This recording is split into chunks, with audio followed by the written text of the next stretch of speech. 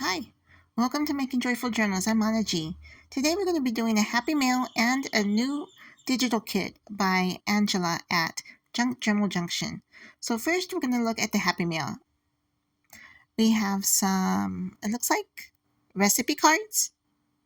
Yeah, it looks like some recipe cards. Those are really good. You can convert those into like journal cards or tags, or just leave them as they are. And then here are some,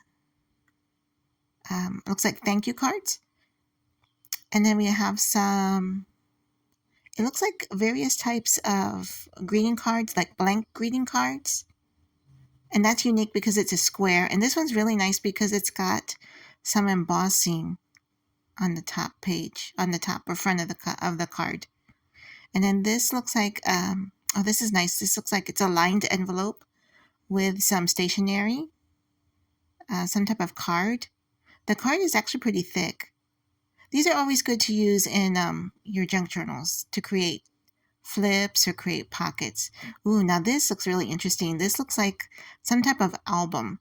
I think you can use those rings to put this together. And this is really some thick chipboard.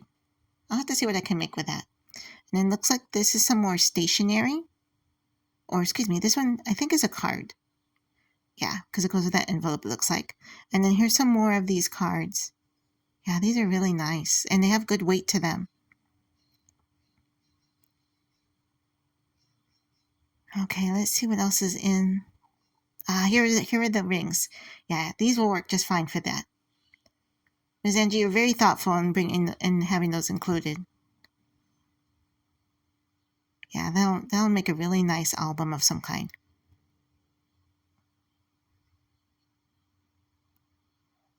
Okay, looks like we've got. I'm not sure if these are like photo album pages. Oh, here. Wait a minute. These are like blank church bulletins. But I really, really like these. I remember, gosh, I think it was a while ago I had seen, maybe it was Miss Angie that had shown these. But these are really nice. I really like the sayings, and she gave me quite a few, so I can really have a good time using those in my journals. And these, I think, these are some kind of photo album pages. They're not the same size as that album, though, so yeah. Maybe I can use like oversized ephemera and put them in those type of sleeves. Okay, looks like that's everything that's in the Happy Meal. Thank you so much, Ms. Angie, for sending that along. I will try to make good use of everything that you sent me. Appreciate it. Here's the digital kit that Miss Angie has created, and I'm going to try to make something out of these pages.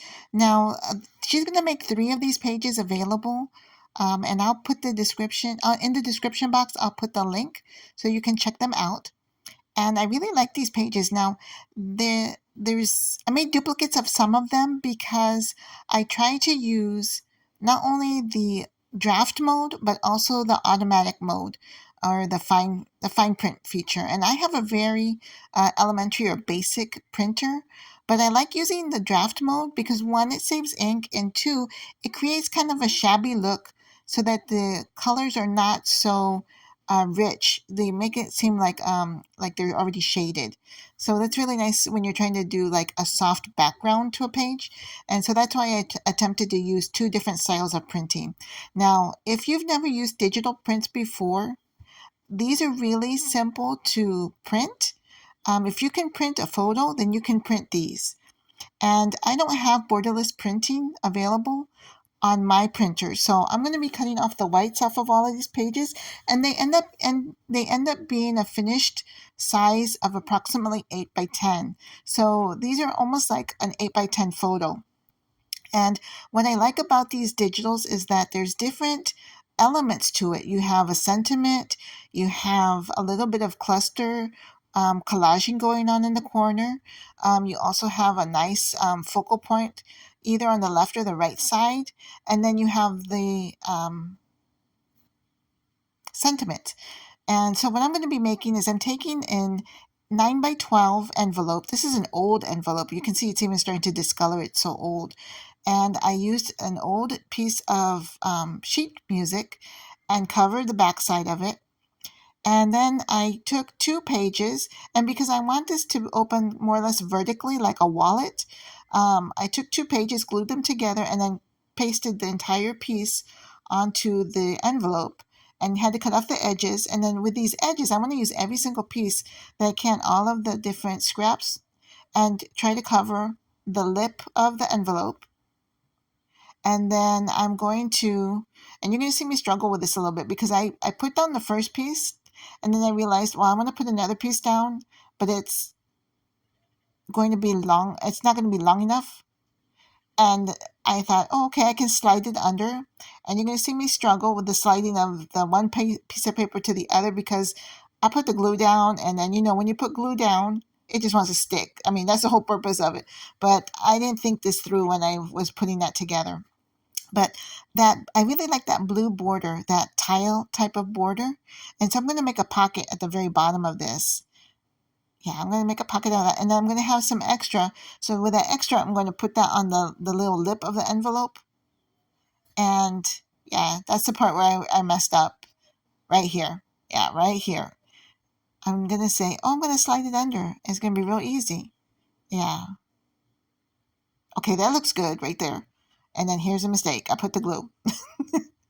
So as you can see, paper crafting is sometimes an art, sometimes a science, and sometimes it's just trial and error. So, okay, well, as you see me struggling along with that, let me tell you a little bit more about these digitals. If you've never wanted to get involved with junk journaling, or maybe you don't like to have like a lot of stock or a lot in your stash because you don't have a lot of space, digitals are a way to keep down the amount of space. Okay, I'm sorry, my neighbor is just deciding to cut their grass right now. But in any event, sorry about that. Digitals are a really nice way of you can just store them on your computer and then only print them as you need them. And this particular digital print has a lot of different elements to it. So with one page, you gain a lot of different pieces. You can cut the sentiment out and just use the sentiment. You can cut out just one of the flowers, fussy cut the flower and use it. You can take the border like I am here and use it as a decorative edge, or in this case, I'm going to make a pocket or a little tuck spot. There in the corner, you have another little piece of ephemera that you can just cut out itself and use it as a piece all on its own. You can actually cut all of the different elements and make your own cluster, which you'll see I have done that on the back side of this finished product. And so I'm going to be using my glue. Now this glue, I'm going to tell you, I want to do a follow-up. I had first purchased this glue a couple months ago, and I've been using it on and off in my projects. And this glue, I'll put the description of what it is in the description box, but it is super sticky and it's repositionable. That's what I didn't realize when I first started using it. So if you let it dry all the way, it keeps its stickiness, but then you can use it as like almost like a post-it note and reposition stuff. But you have to let it dry all the way, and that's my mistake. Is that when I let it dry all the way, my fingers, well, then your fingers are sticky all the time, or wherever you put that glue. And if you make a mistake and you wipe it somewhere along the, on your board or on your cutting mat, and it dries, then it stays sticky.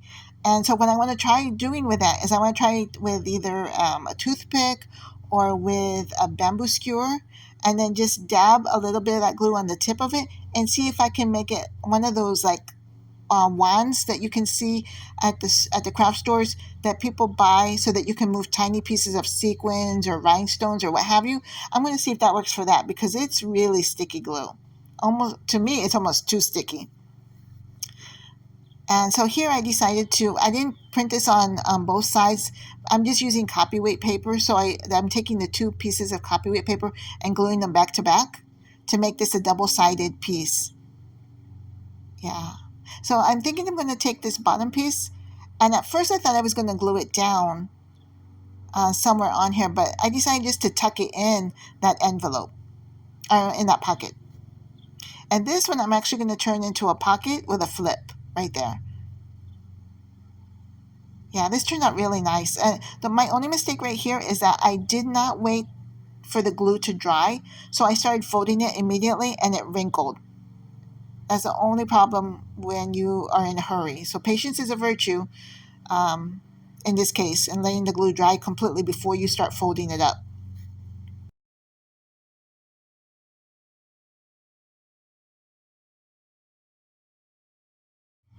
So I'm going to add a little closure to this, and it's so thin, the piece of paper I have, that I'm going to use some scrap cardstock from the sticker package, and I'm going to double it up or triple it probably to make it stiff. And as you can see, my camera kind of turned off while I was doing this, so you're actually seeing the end result here. But that was a cluster I made from some of the pages, and this is my little closure.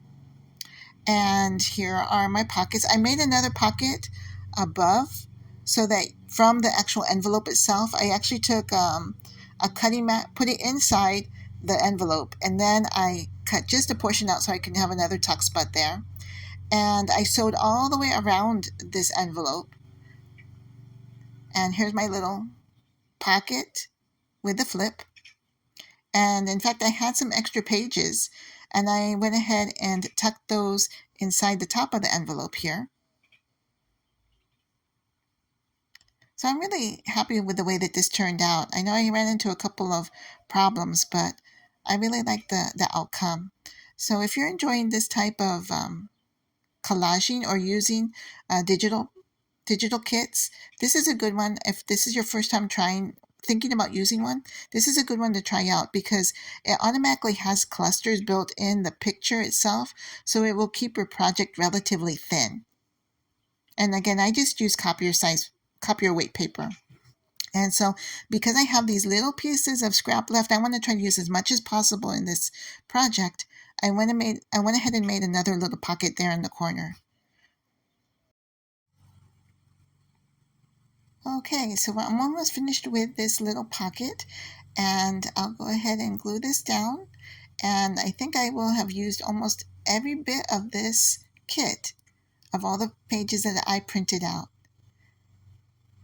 If this is something that you're interested in trying out, make sure you check out the description box for all the details. I do want to thank you so much for spending time with me today as I'm showing not only the Happy Mail and this project, but telling you a little bit about the benefits of using a digital kit. I know that digital kits are not for everyone, but if you've been kind of like interested in trying something, but something that's not so overwhelming, this may be a nice route for you to try out because there's not too many pages. Two, you won't use a lot of ink because there's not a lot of pages. And three, the projects that you make will not be very bulky because if you use just regular copyweight paper, there's so many different elements, layered elements already on this page that it'll feel like it's a full project with just the one or two sheets of paper. And in fact, you don't have to have an envelope or sheet music, what have you. You can use whatever you have. Thank you so much for watching. Take care. God bless. Bye for now.